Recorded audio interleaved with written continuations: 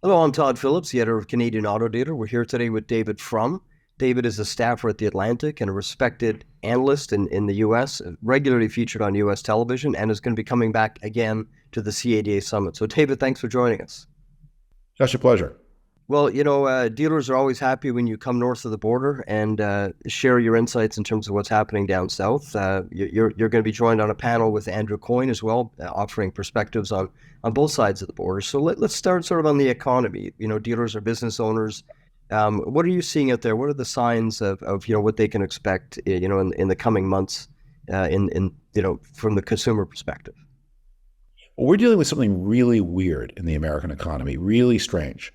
When you ask Americans their opinion about the state of the economy, many surveys, you get a lot of pessimism, very negative answers. Then when you look at Americans' behavior, their spending, their willingness to take on credit, they're acting giddy. So the face is sad, the credit card activity is happy. So how do we reconcile this? And I don't have a great answer, but I have one big thought that is maybe useful, which is you can divide the world, especially the kind of people who are buying cars, into basically three categories of people. Those who don't own a home yet, those who do own a home and have a mortgage that locked in at the old 2 and 3% interest rates, and those who are either renewing their mortgage in 2022, 23, or who have a floating mortgage.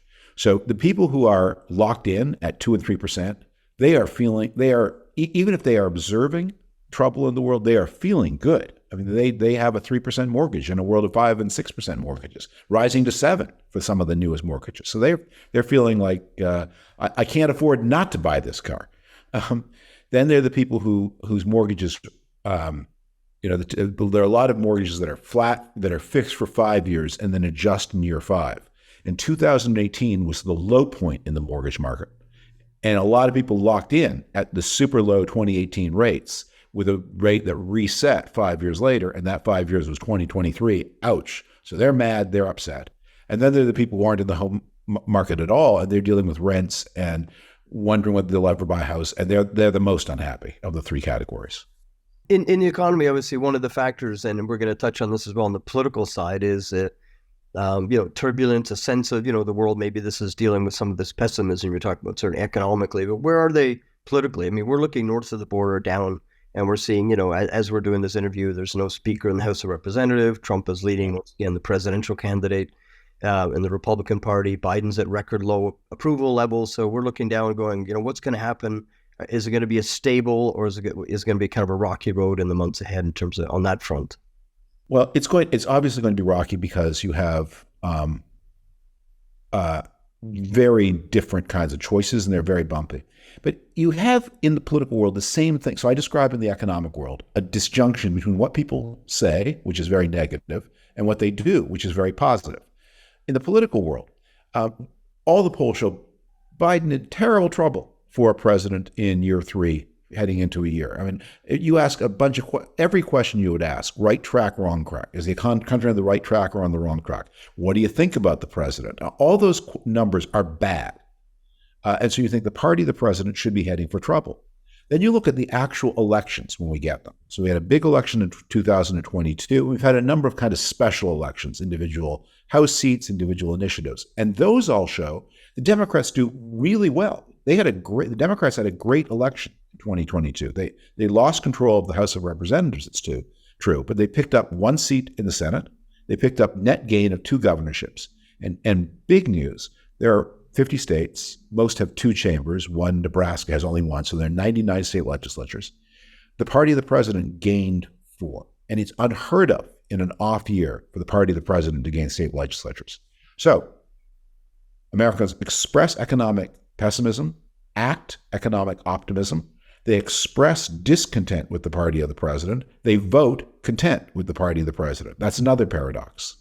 Well, it's interesting when we look down. I mean, you've covered this for a long time as well. There seems to be not only rising, say, pessimism or negativity, but the discourse, if you will, is a little less civil. The language, the kind of antics, I guess we're seeing now. Is this something we're just going to have to learn to live with and not overreact to? This is just the way the game is played now in U.S. politics. I think there's a change in media culture. I talked years ago to a very eminent American, now deceased, who said that his greatest regret was the advent of cable news. He said he thought it was a better world when the news was on from 6 to 6:30. Then there was comedy. Then there was cop shows. Then there was the movies. Then there was the Late Show. Then there was an old movie. Then there was the flag. Then there was the test pattern. And if you were seeing the test pattern, you should go to bed. Now you want to watch news. It's news all the time. And anyone who does news, I tell you, as someone who's often booked on TV, if the booker calls you and you say, I don't know, I think things are pretty good, they'll say, okay, thanks, get back to you. If you have a theory about how things are terrible, you're booked. Like people do not watch TV news in order to feel good about the world. They watch TV news to feel bad about the world. And the more TV news there is, the more bad feeling there is. And of course, Facebook is 10 times news and Twitter is 10 times Facebook. Yeah, so we're in this climate and we're seeing it spill north of the border to where our own politics are more divisive. You mentioned Facebook and the posts. It really creates a sense of everybody at odds with one another. But I guess in our world as business people and business leaders that are running the dealerships in Canada, most of them are really well off. They've got a lot of money invested both in the real estate and the business. They tend to like stability more than anything. Yeah. They want to know, what they can bank on, consumers happy, that sort of stuff. So it's been a strange time on both sides of the border for that cultural sense of, where everything's going to net out. So we bring people like you and Andrew Coyne on to say, hey, help us make sense of this. And it's a tall order, I understand. But well, we also are heading in, especially in your industry, to some big changes. That we are moving from, I don't know how fast, but at a pace, we're moving from the internal combustion engine to the electric car. That's a big change. And although it now looks like some of the early news about the autonomous vehicle was faked, to put it bluntly, and that the autonomous vehicle is not coming as fast as people 3 or 4 years ago thought it was, it's clearly coming. And when the autonomous vehicle comes, there are all these questions about how will people continue to use cars. And there are a lot of mysteries here. So I think people in your industry are dealing with a future where there's the day-to-day bumps, but they're also looking at bigger long-term changes. And that requires not getting panicked, but it also requires being open to the idea that the future may look different from the past.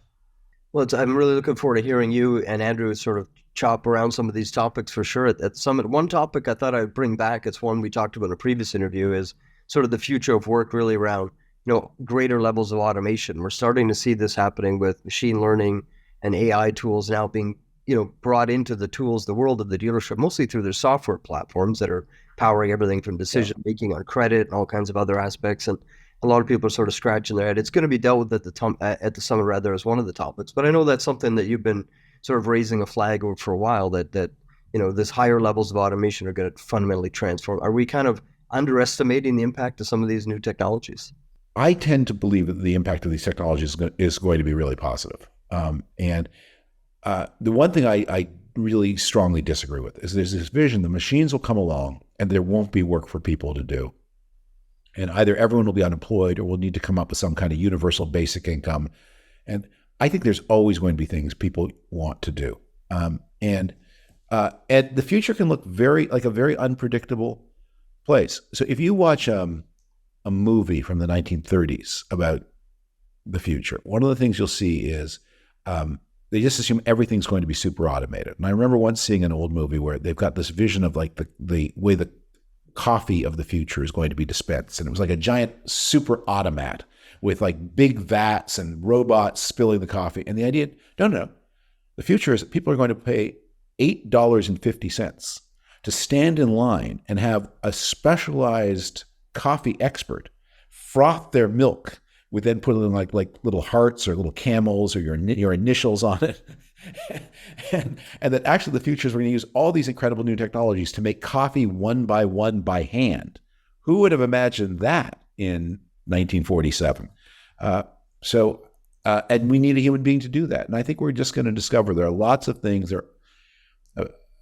A very successful businessman I once I knew once said, we're going to run out of jobs for people to do when we run out of things that people want.